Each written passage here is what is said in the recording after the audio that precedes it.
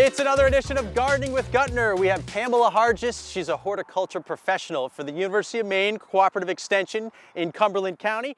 And today we're talking mulch. We're gonna start by looking at our veggie gardens here, Pamela, and this is just your standard straw, right? Yeah, that's correct. So we typically recommend using straw instead of hay for vegetable gardens because it's gonna have less weed seed in it. However, you could use some cardboard and newspaper underneath of the straw or hay to prevent weed seeds. Weeds from growing underneath? Yeah. Okay. Hey Todd, come over here. You might be surprised by what you see growing in our bed. What do you got? What do you got? So we have peas and oats here that we sowed in the late summer. So that was about the beginning of September.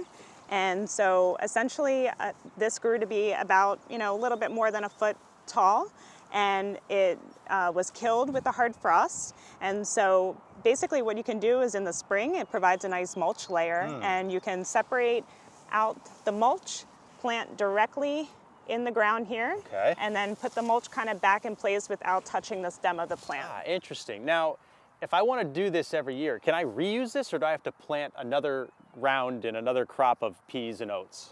Yeah, so it's an annual crop, so you would need to replant it, and it's not a lot of vegetation, so this will likely degrade over the course of the season, so you would want to replant it at the end of the summer. All right, Pamela, we're out of the veggies, and this is your more standard mulch, one that I'm used to seeing. It's these wood chips that you get delivered in that big mound in the driveway. You go around the wheelbarrow, spread it out. But there is actually a right way to do this, spreading it out? Yeah, that's absolutely right. So you want to be really careful, especially with woody plants, that you're not putting the wood chips right against the base of the trunk. And in addition to that, you want to make sure that it's not too deep. So usually a couple of inches is enough. Okay, we've got a little dogwood here. What's the problem? Yeah, so you can see here, it's kind of what we call a volcano mulching situation. Boy. Don't do the volcano, right? So what you actually want to do is pull the wood chips away and expose the base of the trunk, and for the small tree it might just be a couple of inches away. For a larger tree it'll be wider than that. What about reapplying every year? What are your thoughts on that? Yeah, so you really don't need to reapply every year. I would say it depends on how much you put down initially, but what I would recommend is just kind of fluff up the mulch a little bit each year, and you're good to go. Great. So Pamela, for me, I find mulching to be a lot like weeding, an extra step, kind of a pain, but you think it's really important to a healthy garden. It is. It actually can prevent weeds in your garden, and in addition to that, it can conserve water, especially during the heat of the summer. Okay. And in a vegetable garden, it does a really good job at preventing disease issues.